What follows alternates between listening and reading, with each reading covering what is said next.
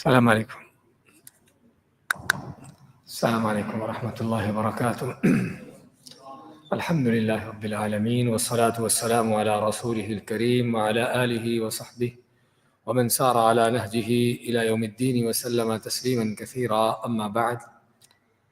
ہم نے سابقہ درس میں کتاب النکاح میں سے کیا لیا تھا؟ خاوند بیوی کے حقوق یہ لیے تھے نا. اس میں کچھ حقوق خاوند کے تھے، کچھ بیوی کے تھے اور کچھ مشترکہ حقوق تھے، ان کا بیان ہوا تھا. اس کے بعد ولیمے کے بارے میں اور نکاح کا اعلان کرنا. نکاح کے اعلان سے کیا مراد ہے؟ کہ لوگوں کو اس کی خبر ہو. تو اس کے لیے کیا کرنا چاہیے؟ مسجد میں اعلان، ہاں کیا کوئی بھی ایسی چیز کرنا کہ جس میں لوگوں کو پتہ چلے کہ نکاح ہو رہا ہے، سمجھے نا، جو شرعاً جائز ہو. اس میں کو کہے بھی گانے میں میوزک ڈھول اس طرح کی چیزیں نہیں، بلکہ جو شرعاً جائز ہیں اس میں دف بجانا ہے جو عورتیں بجاتی ہیں، یا لوگوں کو دعوت دینا. دعوت نامے بھی اعلان ہے، لوگوں کو دعوت دینا نکاح اپنے کھانے کے لیے، ولیمے کے لیے، یہ بھی اسی اعلان کا حصہ ہے. اور سر عام اس طرح کے پروگرام کو کرنا، کیونکہ آپ فرماتے ہیں کہ نکاح اور زنا میں فرق کس چیز کا ہے؟ اعلان کا ہے. اس کے بعد ہم نے ذکر کیا تھا ولیمے کے بارے میں کہ ولیمے کا حکم کیا ہے.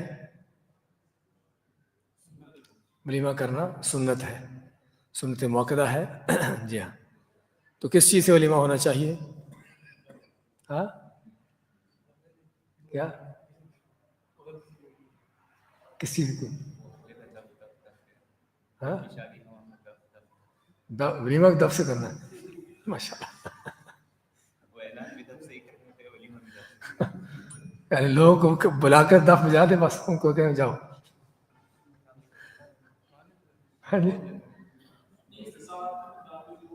ولیمے میں انسان اپنے استطاعت کے مطابق جو کر سکتا ہے. یعنی بعض لوگ سمجھتے ہیں کہ لازماً کوئی جانور ذبح کیا جائے، تو یہ ضروری نہیں ہے، کیونکہ احادیث میں ہمیں ملتا ہے کہ آپ نے جو سے ولیمہ کیا، کھجوروں سے ولیمہ کیا. لیکن عبد الرحمن بن عوف ان کو آپ نے فرمایا کہ اول ملو بشات، چاہے ایک بکری سے ولیمہ کرو. مقصد جو ہے کسی بھی چیز سے جس میں لوگوں کو کھانا کھلایا جا سکے، اور اس میں انسان کو اپنی حیثیت کے مطابق کرنا چاہیے. تو شادی کا کھانا جو ہے ایسی کس کی ذمہ داری ہے؟ شوہر کی ذمہ داری ہے. تو بارات کا چکر یا باراتوں کی رسمیں ساری ہندوانہ رسمیں ہیں، جس کا اسلام میں کوئی تصور نہیں ہے، بلکہ اسلام کے مقاصد اس کے احکام کے خلاف ہے. جی ہاں. تو ولیمے کے کھانے کے بارے میں ہم نے حدیث پڑھی ہے کہ ولیمے کا کھانا کیسا ہے. ہاں آپ نے اس کو شر الطعام کہا ہے کہ سب سے بدترین کھانا ہے. کیوں بدترین ہے؟ ہاں کیونکہ اس میں امیروں کو دعوت دی جاتی ہے، غریبوں کو چھوڑا جاتا ہے. تو اس کا شر کیسے ختم کیا جا سکتا ہے؟ کہ غریبوں کو بھی دعوت دی جائے، غریبوں کو بھی دعوت دی جائے. اور ہم یہ بھی ذکر کیا تھا کہ ولیمے کی دعوت قبول کرنے کا حکم کیا ہے؟ ہاں جی، قبول کرنا چاہیے، یعنی سنت ہے، فرض ہے، کیا ہے؟ فرض ہے. کیا دلیل ہے فرض ہونے کی؟ فرض ہونے کی کیا دلیل ہے؟ یہاں پر ہم دلیلیں سیکھنے بیٹھے ہیں.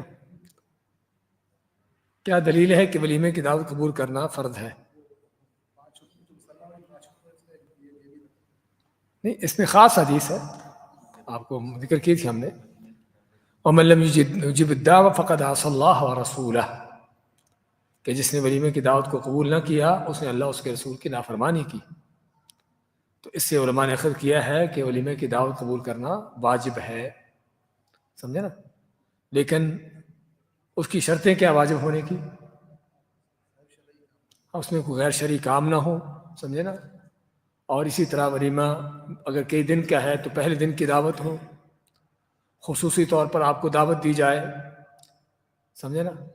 اسی طرح اس دعوت کو قبول کرنے میں کہ آپ کے حقوق و واجبات نہ چھوٹتے ہوں، اور اسی طرح یہ بھی کہ اس دعوت میں یعنی جس طرح بتایا کہ کھانا کوئی حرام کا ناجائز نہ ہو یا وہاں پر خلاف شرع کوئی کام نہ ہوتے ہوں، اس طرح کی چیزیں۔ اگر وہاں پر کوئی خلاف شرع کام ہو تو پھر کیا کرنا ہے؟ ہاں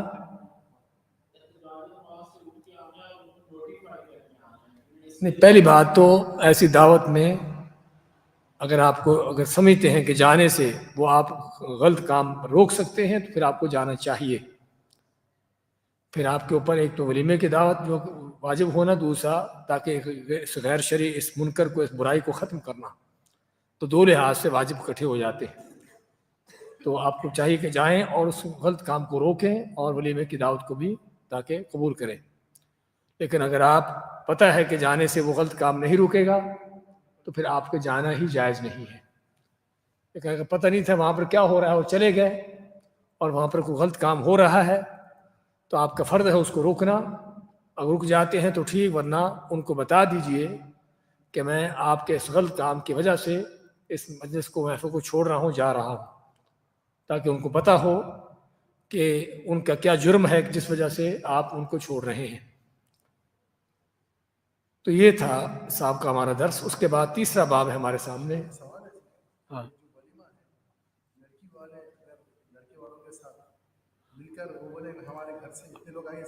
ہم نے ذکر کر دیا تھا اس کا بھی، آپ کو شاید میں خبر یاد نہیں، آپ ہم نے ذکر کیا تھا کہ اگر یعنی کہ بعض اوقات لڑکی کی طرف سے بھی ہوتے ہیں مہمان ان کے خاندان کے، اور کافی بڑی تعداد میں ہوتے ہیں، اور لڑکے والے نہیں چاہتے کہ ان سبھی کو دعوت میں بلائیں، تو اگر لڑکی لڑکے والے مل کر کوئی ایسا دعوت رکھ لیں جس میں سبھی کے رشتہ دار یا ان کی طرف سے لوگ آ کے اس کھانا کھا لیں اور سبھی کو ولیمہ کا نام دے دیا جائے تو تب بھی جائز ہے، تب بھی جائز ہے۔ لیکن جو غلط رسمیں ہیں، صرف لڑکی کی طرف سے، صرف لڑکے کی طرف سے لوگ اکٹھے ہو کر جائیں لڑکی کے گھر میں اور ایک بڑی تعداد میں، اور ان کے گھر میں وہ بارات کی شکل میں کھانا جا کر کھائیں، یہ وہ چیز ہے جو اسلام کے مقاصد کے خلاف ہے اور ہندوانہ رسم و رواج ہے جس کو ختم کرنا چاہیے۔ لیکن اگر جس طرح بتایا ہے کہ ایک مشترکہ دعوت ہو ولیمے ہی کے نام سے، کہ جس میں لڑکی کے طرف سے بھی رشتہ دار ان کے جو لوگ شریک ہونا چاہتے ہیں وہ بھی آ جائے اور لڑکے کے سبھی اس میں کھانا کھا لیں، تو دونوں کی طرف سے شرکت ہو جائے تو جائز ہے۔ تیسرا باب ہے، تیسرا مسئلہ ہمارے پاس، تیسرا باب خلا کا بیان۔ تو پہلا مسئلہ خلا کا معنی، اس کی مشروعیت کے دلائل کہ خلا کیا ہے، خلا کی کیا تعریف ہے۔ خلا کا لفظ جو ہے خلع الثوب، کہ کپڑا اتارنا، خلع الثوب کپڑے کو اتارنا۔ تو اللہ تعالیٰ نے خاوند بیوی کو ایک دوسرے کا لباس کہا ہے، ہن لباس لکم وانتم لباس لہن، کہ عورتیں تمہارا لباس ہیں، تم ان کا لباس ہو۔ یعنی جس طرح لباس ہوتا ہے انسان کے جسم پر، اس طرح ہی خاوند بیوی ایک دوسرے کے لیے ہے۔ تو چنانچہ کپڑے کو اتارنے کو خلع کہتے ہیں۔ اسی طرح یہ تعلق جو خاوند بیوی کا نکاح کی شکل میں قائم ہوا ہے، اس تعلق کو ختم کرنا، یہ کیا ہے؟ یہ خلع ہے۔ خلع اسی سے خلع کا لفظ ہے، یعنی ایک دوسرے سے الگ ہو جانا، ایک دوسرے سے الگ ہو جانا۔ یہ اس کا لغوی معنی تھا، اور اصطلاحی طور پر اس کی تعریف ہے کہ مخصوص الفاظ سے عورت کا اپنے شوہر سے مالی عوض کے بدل علیحدگی اختیار کرنا۔ یہ تعریفات جو میں چاہتا ہوں ذرا تھوڑا غور سے سنا کریں، سمجھا کریں، کیونکہ یہ تعریفات جو ہیں بڑی اہم ہیں کہ خلا کی تعریف کیا ہے۔ مخصوص الفاظ سے، اس کا مطلب کہ واقعی اس میں کوئی لفظ بھی کہنا ہوتا ہے، خالی صرف کوئی چیز کر دینا کافی نہیں بلکہ لفظ بھی کہنا ہوتا ہے۔ عورت کا اپنے شوہر سے، اور کس کی طرف سے خلا؟ عورت کی طرف سے خلا، عورت کی طرف سے۔ اصل تو رشتے کو، اس نکاح کے تعلق کو ختم کرنے کا طریقہ طلاق ہے، کہ جو اللہ نے خاوند کو اس کا حق دیا ہے۔ لیکن بعض اوقات خاوند طلاق نہیں دیتا، عورت خود جو ہے چاہتی ہے خاوند سے الگ ہونا، تو اللہ تعالیٰ نے جو اللہ تعالیٰ کے اس دین کے اندر حکمت ہے، عدل ہے۔ اللہ تعالیٰ جہاں شوہر خاوند کو حق دیا ہے طلاق کا، وہاں پر بیوی کو بھی خلا کا حق دیا ہے کہ اگر وہ خاوند سے جان چھڑانا چاہتی ہے تو اس کو خلا کا حق دیا کہ اس سے اپنے خاوند سے الگ ہو سکتی ہے۔ تو اس کے معلوم ہوا کہ خلا کا معاملہ عورت کی طرف سے ہے، عورت طلب کرے گی خلا، اور مالی عوض کے بدل اس میں مال ہے۔ جس طرح نکاح میں مال ہے، حق مہر ہے، خاوند ادا کرتا ہے، ایسے ہی خلا میں عورت جو ہے وہ مال دے گی خاوند سے الگ ہونے کے لیے، لیکن مال کتنا؟ وہی جو اس نے حق مہر لیا ہے، جو حق مہر اس نے لیا ہوا ہے وہی حق مہر واپس کرے گی، اس سے زیادہ نہیں۔ جو صحیح علماء کا قول ہے وہ یہی ہے کہ اپنا لیا ہوا حق مہر ہی واپس کر کے خاوند سے علیحدہ ہوگی۔ تو یہ ہے شرعی تعریف۔ اس میں مخصوص الفاظ ہیں خلا کے کہ جس سے عورت جو ہے اپنے شوہر سے مالی عوض کے بدل علیحدگی، اس کا علیحدگی اختیار کرنا، یہ خلا ہے۔ تو معلوم ہوا کہ اس میں الفاظ کہنے ہوں گے، اور خلا عورت کی طرف سے ہوگی، اور عورت جو ہے وہ حق مہر جو لیا ہوا واپس کرے گی، اس سے کم جو بھی خاوند مطالبہ کر دے۔ لیکن علماء یہ کہتے ہیں کہ حق مہر سے زیادہ کو اس کو مطالبہ کرنے کا حق نہیں ہے، اس کو حق مہر سے زیادہ کا مطالبہ کرنے کا اس کو اجازت نہیں ہے۔ لیکن یہ بھی کہ خلا خاوند بیوی آپس میں خود ہی کریں گے، نہیں، یہ قاضی کے پاس ہوتی ہے، خلا جو ہے قاضی کے پاس ہوتی ہے، خاوند بھی آپس میں خود جو ہے خلا نہیں کریں گے۔ آگے شاید اس کا ذکر آئے۔ خلا کی مشروعیت، یعنی خلا کا یہ حکم جو ہے اس کی کیا دلیلیں ہیں؟ خلا کی مشروعیت کے معنی خلا کا جو حکم ہے اس کی کیا دلائل ہیں؟ تو خلا جو ہے قرآن، حدیث اور اجماع امت سے ثابت ہے، قرآن اور حدیث اور اجماع امت سے ثابت ہے۔ تو خلا جائز ہے۔ پہلی بات تو خلا کا حکم کیا ہے؟ جائز چیزوں میں سے ہے، سمجھے نا؟ جیسے کہ اللہ تعالیٰ کا فرمان ہے فَإِنْ خِفْتُمْ أَلَّا يُقِيمَ حُدُودَ اللَّهِ فَلَا جُنَاحَ عَلَيْهِمَا فِيمَا افْتَدَتْ بِهِ۔ اگر تم کو ڈر ہو کہ خاوند بیوی اللہ تعالیٰ کی حدوں کو قائم نہ رکھ سکیں گے، اللہ کی حدوں کو قائم رکھنے کا معنی کہ جو ازدواجی ان کے معاملات ہیں، حقوق ہیں، ان کو ادا نہ کر سکیں گے اور یہ رشتہ صحیح طور پر نہیں نبھا سکتے، فلا جناح علیہما فیما افتدت بہ، تو خاوند بیوی دونوں پر کوئی گناہ نہیں کہ بیوی اپنے آپ کو چھڑانے کے لیے جو دے دے۔ افتدا کے معنی فدیہ دینا، اور فدیہ کیا ہوتا ہے؟ اپنے آپ کو چھڑانے کے لیے کوئی چیز مال دینا۔ تو اس آیت میں اللہ تعالیٰ نے اس بات کا بیان کیا ہے کہ اگر خاوند بیوی کے معاملات ایک دوسرے کے ساتھ ایسے ہو چکے ہوں کہ جن کا چلنا ممکن نہ ہو، اللہ کی حدیں قائم نہ ہونے کا معنی ایک دوسرے کے حقوق نہ ادا کر سکتے ہوں، ایک دوسرے کے ساتھ وہ نکاح کا جو مقصد ہے اس کو پورا نہ کر سکتے ہوں، تو پھر بیوی خاوند سے الگ ہونا چاہتی ہے، تو اللہ مانتا ہے کہ دونوں پر کوئی گناہ نہیں کہ اگر وہ بیوی جو ہے وہ کچھ مال دے کر اپنے آپ کو چھڑا لے۔ اس آیت میں واضح طور پر اس بات کا بیان ہے کہ بیوی اپنی خلا لے سکتی ہے۔ اسی طرح آپ کے سامنے حدیث ہے صحیح بخاری کی، ان امرأۃ ثابت بن قیس اتت النبی صلی اللہ علیہ وسلم، ثابت بن قیس بن شماس انصار کے خطیب جلیل القدر صحابی ہیں، تو ان کی بیوی آپ صلی اللہ علیہ وسلم کے پاس آئی اور آ کے کہنے لگی ثابت بن قیس ما اعتب علیہ من خلق ولا دین، کہ ثابت بن قیس بڑا اچھا آدمی ہے، مجھے اس کے اخلاق اور دین پر کوئی اعتراض نہیں ہے، یعنی اس کے اخلاق اور دین کے لحاظ سے کسی طرح کا مجھے اس پر کوئی اعتراض نہیں، ولیکنی اکرہ الکفر فی الاسلام، لیکن مجھے اسلام میں کفر کرنا یہ چیز ناپسند ہے۔ کیا مطلب؟ ناشکری، کفر سے مراد ناشکری۔ ناشکری کیسی؟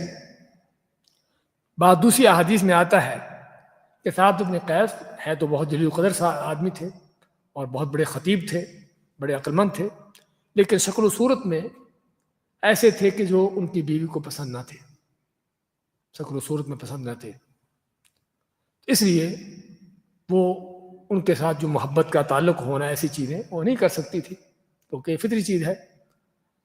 تو اس لیے کہتی ہے کہ مجھے یعنی کہ ویسے تو اخلاق اور دین کے لحاظ سے بہت عظیم آدمی ہے، لیکن چونکہ پسند نہیں ہے دلی طور پر، اور دلی طور پر پسند نہیں ہے تو ظاہری بات ہے جب نفرت ہوگی، کراہت ہوگی، تو پھر جو نکاح کا مقصد پورا نہیں ہوگا اور اسے محبت نہیں کرے گی، اس کا حق ادا نہیں کرے گی، تو یہ کیا ہے؟ ناشکری ہے۔ اور دیکھیے صحابہ کرام حتیٰ کہ ان معاملات کے اندر بھی کوئی بہتان بازیاں نہیں کی کہ ایسا ہے ویسا ہے، یہ کرتا ہے وہ کرتا ہے، حقیقت بیان کی جو حق ہے، حقیقت ہے کہ مجھے صرف اگر ناپسند ہے تو صرف ان کی جو یعنی کہ شکل و صورت کے لحاظ سے یہ چیز مجھے یعنی کہ پسند نہیں ہے، ان کا محبت نہیں ان سے، مجھے خطرہ ہے کہ میں ان کا حق ادا نہیں کر سکوں گی، اس لیے میں چاہتی ہوں کہ ان سے الگ ہو جاؤں۔ آپ ماتے ہیں اتردین علیہ حدیقتہ، کیا اس نے جو تمہیں باغ دیا تھا حق مہر میں، ثابت بن قیس نے اس عورت کو جس کا نام جمیلہ ہے اس کو حق مہر دیا تھا، تو آپ ماتے ہیں کیا تم اس کا حق مہر کے طور پر جو دیا ہوا باغ ہے اس کو واپس کرتی ہو؟ ماتی کہ نعم، ہاں میں واپس کرتی ہوں۔ تو آپ نے ثابت بن قیس کو بلایا اور فرمایا اقبل الحدیقہ وطلقها تطلیقہ، اس سے جو باغ ہے واپس لے لو جو تمہیں حق مہر میں دیا ہوا ہے، اور اس کو طلاق دے دو۔ اس حدیث کے اندر طلاق کا لفظ آتا ہے اور بعض دوسری احادیث میں طلاق کا لفظ نہیں آتا، یہ خلا خود ہی طلاق ہے، خلا خود ہی علیحدگی ہے، اس کے ساتھ طلاق دینے کی ضرورت نہیں ہے، سمجھے نا؟ خصوصاً جسے بتائیں کہ خلا خاوند بھی آپس میں نہیں کریں گے بلکہ قاضی کے پاس جا کر کریں گے، عدالت میں کورٹ میں جا کر کریں گے، تو ان کا علیحدگی کا فیصلہ کر دینا ہی قاضی کا یہی ان کا علیحدہ ہو جانا ہے، اس کے ساتھ طلاق دینے کی ضرورت نہیں ہوتی۔ تو یہ ہے خلا کے حوالے سے احادیث میں۔ تو اس سے پتہ چلا کہ خلا جو ہے قرآن کریم سے، احادیث سے، اور اسی طرح علماء امت کا اس پر اجماع ہے کہ خلا جو ہے عورت کو حق ہے لینے کا، جب کچھ شرعی عذر ہو، شرعی وجوہات ہو، جس کا آگے بیان آئے گا۔ خلا سے متعلق احکامات کیا ہیں؟ دوسرا مسئلہ، پہلا حکم یہ ہے کہ میاں بیوی کے درمیان ناشاکی کی بنا پر خلا ناجائز ہے۔ ناشاکی کیا ہوتی ہے؟ ناشاکی نا اتفاقی، ان کے آپس میں اتفاق نہ ہونا، آپس میں ان کے تعلقات صحیح نہ ہونا، تو خلا جو ہے اس وقت جائز ہے جب آپس میں واقعی تعلقات خراب ہو، معاملات نہ نبتے ہو، اور یہ صرف مالی عوض کے تحت درست ہے، جیسا بتایا نا کہ لازماً عورت جو ہے مال کہ حق میں لیا واپس کرے، اس میں کچھ حصہ واپس کرے، جس طرح کہ ان کا آپس میں طے ہوتا ہے، ان کا ایگریمنٹ ہوتا ہے۔ یعنی اگر خاوند عورت کہے کہ میں مال نہیں دوں گی، ہاں جی، تو وہ تو خلا اس حالت میں جائز نہیں۔ جو بیوی اپنے شوہر کو ادا کرے گی، یعنی بیوی جو ہے اپنے شوہر کو جو لیا ہوا حق مہر واپس کرے گی، اس کا کچھ حصہ واپس کرے گی، یہ اس سے خلا ہوتی ہے۔ دوسرا حکم کیا ہے کہ بالغہ بیوی کی طرف سے ہی خلا واقع ہوگی۔ بیوی اگر بالغ ہے تو اسی سے وہی خلا لے سکتی ہے، کیونکہ غیر بالغہ لڑکی نااہل ہونے کی وجہ سے تصرف کا اختیار نہیں رکھتی، کیونکہ بالغہ اس کو پتہ ہے، سمجھدار ہے، اس خلا لینا اس طرح کی چیزوں کو سمجھتی ہے کہ کیا معنی ہے۔ چھوٹی بچی ہے فرض کرو، تو اس کو کیونکہ ابھی نابالغ ہے، ابھی اس کو سمجھ بوجھ نہیں ہے، تو وہ خلا نہیں لے گی۔ اس کے حوالے سے اگر آپ پوچھیں گے اگر دونوں کا نکاح ختم کرنا ہو تو کیا کرے گا؟ یا تو خاوند طلاق دے یا پھر قاضی ان کے درمیان نکاح کو ختم کرنے کا فیصلہ کر دے، جس کو فسخ النکاح کہتے ہیں۔ فسخ النکاح معنی نکاح کا ختم کرنا۔ تیسرا حکم، خلا ہو جانے کے بعد عورت خود مختار ہو جاتی ہے۔ خلا ہو جانے کے بعد عورت ہی کا معاملہ ہے، اسی کے حق میں ہاتھ میں ہر چیز ہے، خاوند کو اس سے رجوع کرنے کا حق نہیں۔ طلاق میں کیا ہوتا ہے کہ اگر پہلی یا دوسری طلاق ہے تو خاوند کو عدت کے اندر رجوع کرنے کا حق ہوتا ہے، لیکن اس میں عورت کو معاملہ عورت کی طرف سے ہے، خاوند کی طرف سے نہیں ہے، تو خاوند کو اس میں رجوع کرنے کا کوئی حق نہیں، سمجھے نا؟ یعنی فرض کرو، اور خلا کی عدت کتنی ہوتی ہے آگے آئے گا، خیر اس کا بھی ایک ماہ اس کی عدت ہوتی ہے جو صحیح علماء کے قول کے مطابق، یا ایک مینسز تک۔ تو اگر خاوند چاہے کہ اس دوران کیونکہ عدت باقی میں رجوع کر لوں، اس کو حق نہیں ہوگا، کیونکہ خلا عورت لے رہی ہے نہ کہ خاوند دے رہا ہے۔ تو شوہر کو اس پر کوئی حق باقی نہیں رہتا، نہ اسے رجوع کرنے کا اختیار رہتا ہے۔ چوتھا مسئلہ، خلا کی عدت کے دوران طلاق زہار الا واقع نہیں ہوتا، کیونکہ عورت الگ ہو چکی۔ یعنی فرض کرو خلا لے لی عورت نے، اس کے بعد خاوند اس سے زہار کرے، اور اس سے زہار کا آگے آئے گا ذکر زہار کیا ہوتا ہے، طلاق دے دے، میں تمہیں طلاق دیتا ہوں۔ خلا جب ہوگی تو اس سے الگ ہوگی، طلاق تم کس کو دے رہے ہو؟ وہ تمہاری بیوی رہی نہیں، سمجھے نا؟ تو طلاق اس کو کیسے دے رہے ہو؟ تو اس لیے کیونکہ عورت اپنے شوہر کے لیے اجنبی ہو چکی۔ اجنبی ہونے کا معنی کہ اس کی بیوی نہیں رہی۔ عدت کے دوران بھی ایسی چیزیں نہیں ہوگی، عدت کے بعد تو ایسے ہی معاملہ واضح ہو جاتا ہے۔ پانچواں حکم، حالت حیض میں خلا لینا درست ہے۔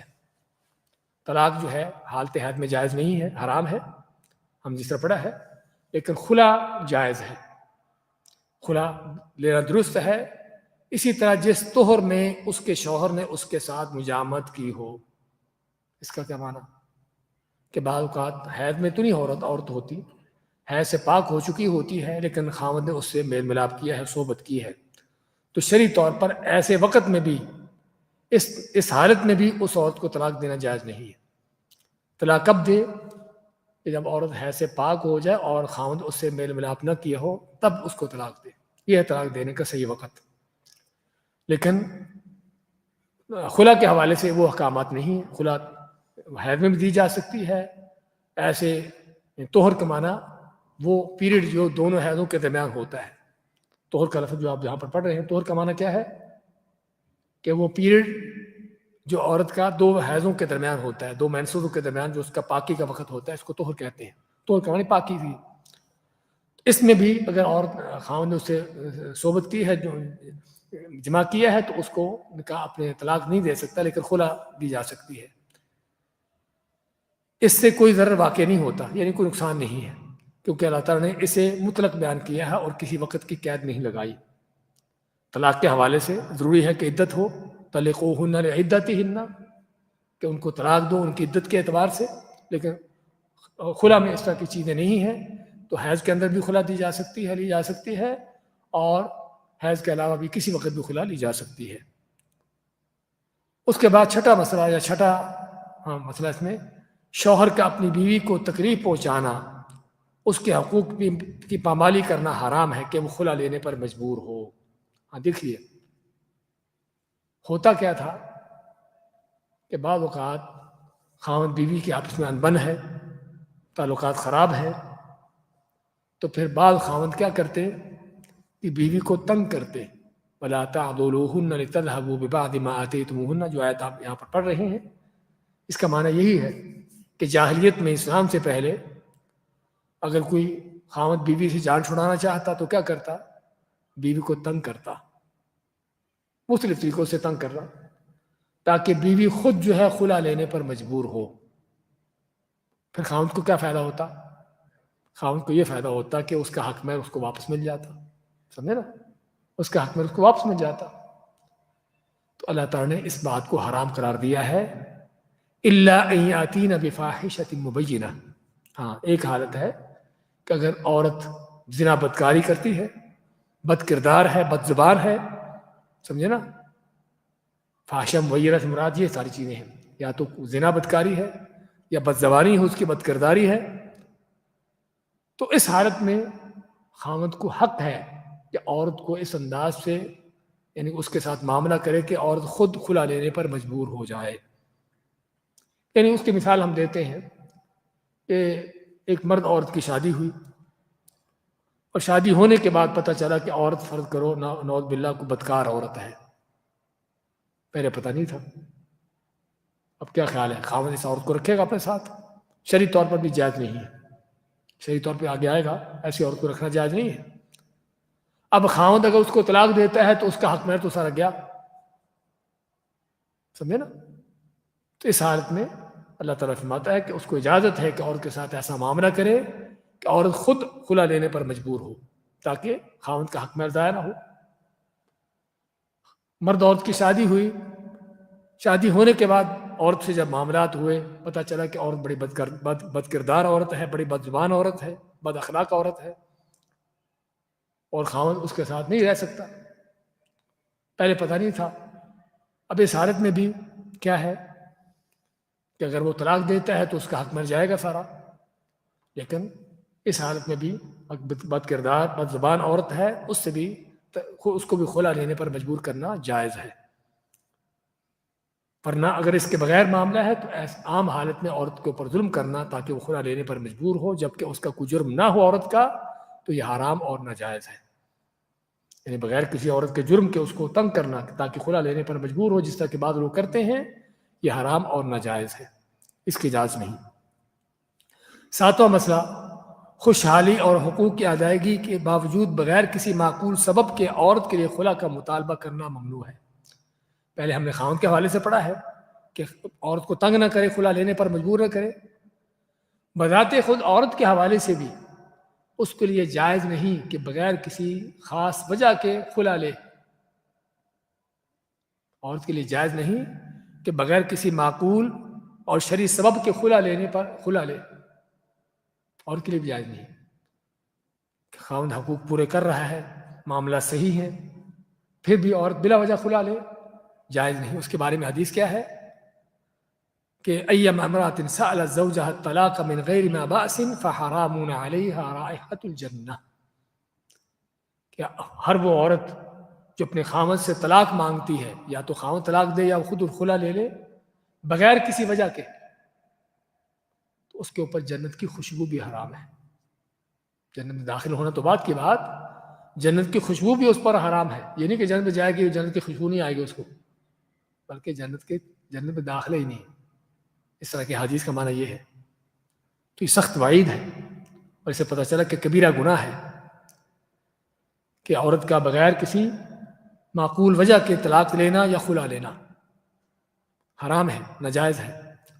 لیکن اگر خاوند جو ہے بد اخلاق ہے، فرض کرو خرچہ اس کا نہیں دے رہا، یا بدصورت ہے، جس طرح کہ ابھی ہم نے ثابت بن قیس کی حدیث پڑھی ہے کہ خاوند کو بڑا عظیم آدمی ہے، بڑا دین اخلاق کے لحاظ سے، لیکن اس کو شکل و صورت ایسی ہے کہ اس کے ساتھ کوئی محبت نہیں ہو سکتی، تو اس میں پھر عورت خلا لے سکتی ہے کہ تاکہ وہ یہ نہ ہو کہ خاوند کی ناشکری کر کے جو ہے وہ کفر کا ارتکاب کرے. کفر سے مراد یہ ناشکری کا ارتکاب کرے.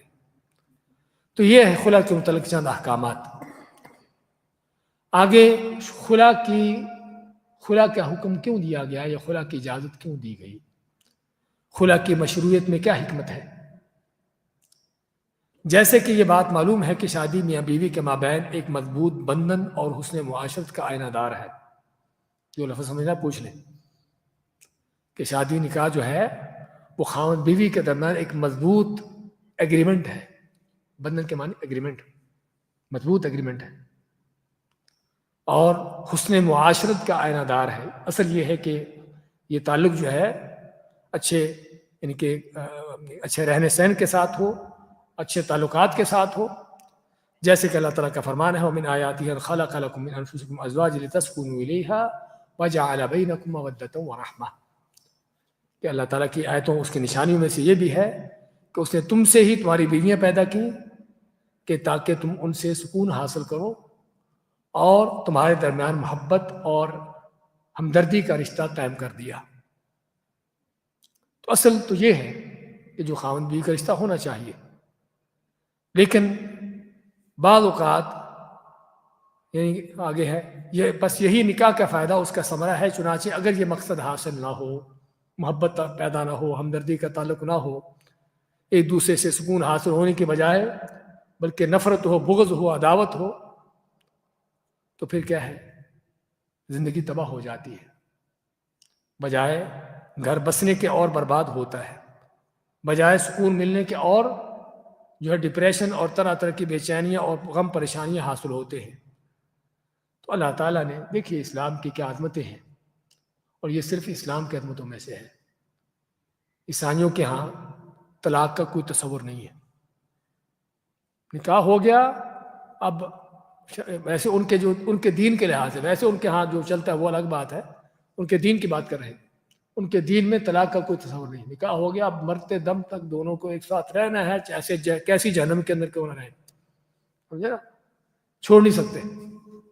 لیکن اسلام نے آگے ہم طلاق میں بھی اس چیز کا بیان کریں گے کہ ساری اسلام کی خوبیوں میں سے ہے، اسلام کی عظمتوں میں سے ہے کہ اگر اس طرح کا معاملہ ہو جاتا ہے کہ تعلق تو قائم ہو گیا نکاح سے، لیکن نکاح ہونے کے بعد پتہ چلا کہ معاملات وہ نہیں ہیں جو ہونے چاہیے، خراب ہیں، نفرتیں ہیں، بغض ہیں، عداوتیں ہیں، تو اس میں بجائے جو مقصد ہے محبت کا، اس کے بجائے اس کے معاملہ بلکہ برعکس ہے، تو پھر کیا ہے؟ اللہ تبارک ہے فَإِمْسَاكٌ بِمَعْرُوفٍ أَوْ تَسْرِيحٌ بِإِحْسَانٍ۔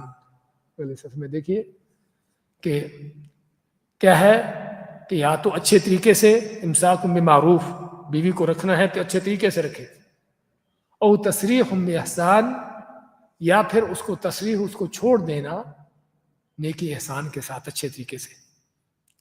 تو یہ ہے اسلام کی عظمت کہ رکھنا ہے تو بھی اچھے انداز سے، حقوق ادا کرتے ہوئے، نکاح کے مقاصد کو پورا کرتے ہوئے، اگر چھوڑنا ہے تو تب بھی اچھے انداز سے، احسان نیکی کے ساتھ۔ چنانچہ جب محبت صرف شوہر کی طرف سے ہو، ہاں خلا کب ہوتی ہے؟ اب یہ دیکھیے، محبت صرف شوہر کی طرف سے ہو۔ اب ثابت بن قیس کو اپنی بیوی سے محبت تھی، نہیں طلاق دینا چاہتے تھے، لیکن بیوی کو ان سے محبت نہیں تھی، بیوی ان کے ساتھ نہیں رہنا چاہتی تھی، سمجھے نا؟ تو یہ ہے، تو خاوند کو تو محبت ہے، لیکن بیوی کو اس کے اخلاق یا دینداری کسی وجہ سے اس کو ناپسند کرتی ہے، بیوی کو اس سے محبت نہیں ہے، تو اپنے شوہر کے حق تلفی سے ڈرتی ہو، ایسی صورت میں عورت کے لیے جائز ہے کہ کچھ مال کے بدلے علیحدگی کا مطالبہ کر لے، جس سے اپنے آپ کو آزاد کر لے، یعنی خلا لے لے، جس سے ہم پہلے آیت پڑھی ہے فَإِنْ خِفْتُمْ أَلَّا يُقِيمَا حُدُودَ اللَّهِ فَلَا جُنَاحَ عَلَيْهِمَا فِي مَا افْتَدَتْ بِهِ۔ تو یہ ہے خلا کی حکمت۔ تو خلا کی حکمت کیا ہوئی کہ جب بیوی کو خاوند سے محبت نہ ہو، یا بیوی خاوند کے کسی بد اخلاقی کی وجہ سے، بد کرداری کی وجہ سے، بد صورتی کی وجہ سے کوئی اور اس سے علیحدہ ہونا چاہتی ہو، تو جس طرح اللہ نے خاوند کو طلاق کا حق دیا ہے، ایسے بیوی کو خلا کا حق دیا ہے کہ وہ اس سے الگ ہو سکتی ہے، لیکن وہ حق مہر جو اس نے لیا ہوا ہے اس کو واپس کر کے۔ تو یہ ہے خلا کے حوالے سے۔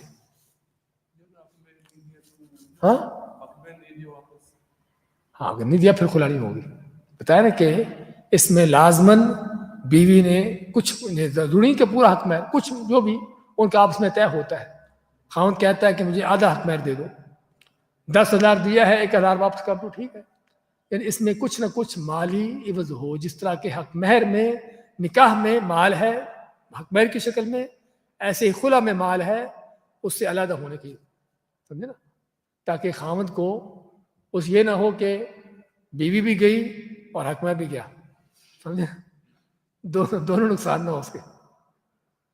تو اس میں عموماً ہوتا کیا ہے کہ چونکہ بیوی کی طرف سے مطالبہ ہے، خاوند ان کا نہ دینا، اس سے علیحدہ نہ ہونا چاہتا ہو، خاوند کو اس سے محبت ہو لیکن بیوی نہ چاہتی اس کے ساتھ رہنا، تو چونکہ بیوی کی طرف سے مطالبہ ہے اسی لیے اس کو حکم دیا گیا کہ تو لیا ہوا حق مہر جو ہے اس کو واپس کر، یا اس میں سے کچھ حصہ جو خاوند چاہتا ہے، جو مطالبہ کرتا ہے اس کے مطابق اس کو واپس کر۔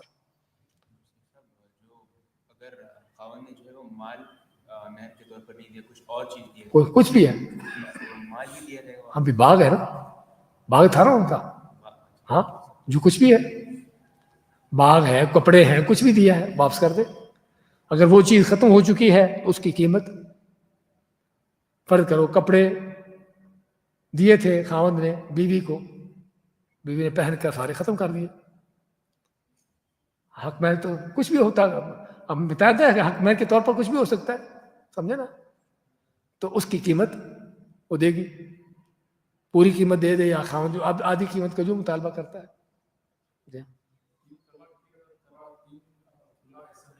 ہاں خلا میں صرف ایک ہے، خلا میں، اچھا یہ بھی ہم پڑھیں گے، خلا جو ہے طلاق میں شمار نہیں ہوتی، خلا علماء کے صحیح قول کے مطابق طلاق میں شمار نہیں ہوتی۔ فرض کرو کسی آدمی نے اپنی بیوی کو 2 طلاقیں دی ہوئی ہیں پہلے، اور پھر بیوی اس سے خلا لے لیتی ہے، تو کیا تیسری طلاق ہوگی جس کے بعد وہ اس سے دوبارہ نکاح نہیں کر سکتا؟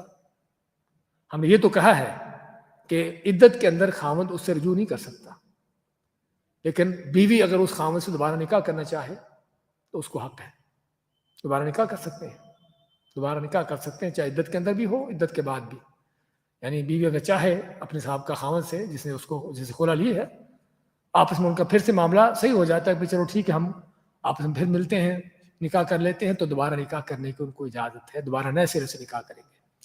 لیکن ہم بات کر رہے تھے کہ اگر فرض کرو خاوند نے پہلے 2 طلاقیں دی بیوی کو، اب اگر تیسری طلاق دے دے تو اس سے وہ نکاح نہیں کر سکتا، لیکن اگر بیوی خلا لے لے تو نکاح کر سکتا ہے۔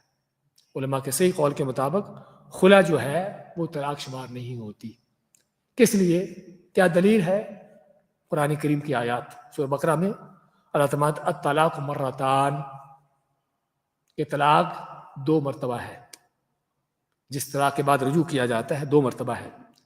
اس کے بعد اللہ نے خلا کا ذکر کیا، بھائی غور سے سنیے، میرے توجہ رکھیے، تو 2 طلاقوں کے بعد اللہ نے خلا کا ذکر کیا، اس کے بعد تیسری طلاق کا ذکر کیا، فَإِن طَلَّقَهَا، پھر تیسری طلاق دی، اور خلا بھی اگر طلاق ہوتی پھر چوتھی ہو جاتی، سمجھے نا؟ اس لیے اس آیت کے روح سے اور علماء کا صحیح قول یہی ہے کہ خلا طلاق شمار نہیں ہوتی۔ تو اگر خاوند نے پہلے بیوی کو 2 طلاقیں دی ہیں اور 2 طلاقوں کے بعد پھر بیوی خلا لیتی ہے تو اس کا اگر خلا لینے کے بعد پھر سے دوبارہ آپس میں نکاح کرنا چاہیں تو نکاح کر سکتے ہیں، کیونکہ یہ تیسری طلاق نہیں ہے۔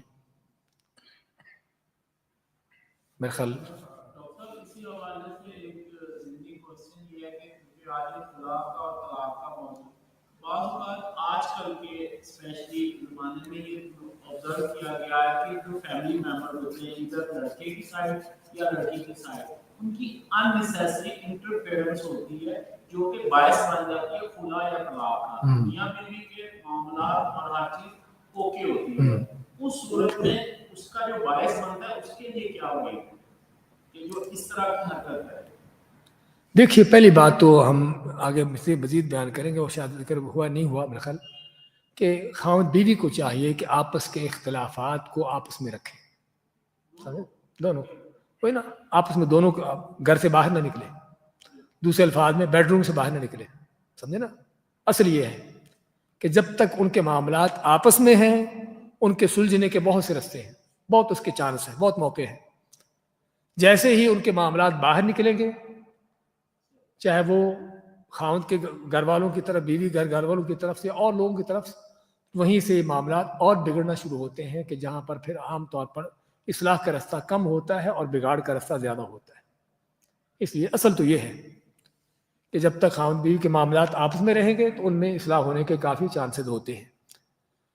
لیکن اگر فرض کریں جیسے آپ نے ذکر کیا ہے کہ بعض اوقات خاوند بیوی کو آپس میں ان کے معاملات اتنے نہیں بگڑے، آپس میں ان کی اصلاح ہو سکتی ہے، لیکن ان کے جو گھر والے ہیں، ان کے جو رشتہ دار ہیں، بیوی کے ماں باپ ہوں یا خاوند کے ماں باپ ہوں، ان کی طرف سے معاملات بگڑتے ہیں، تو پھر اصل تو دیکھیے شرعی حکم تو جو ہے وہ تو ہے، لیکن اس میں قاضی جو ہے دیکھے گا کہ معاملہ بگاڑنے والا کون ہے، معاملہ بگاڑنے والا کون ہے، اور قاضی اس حالت میں جو فرض کرو خلا کا مال ہے یا اور کچھ تاوان ہے اس کو پر ڈال سکتا ہے، سمجھے نا، اور اس کو سزا دے سکتا ہے کہ جس کی وجہ سے معاملات بگڑے ہیں۔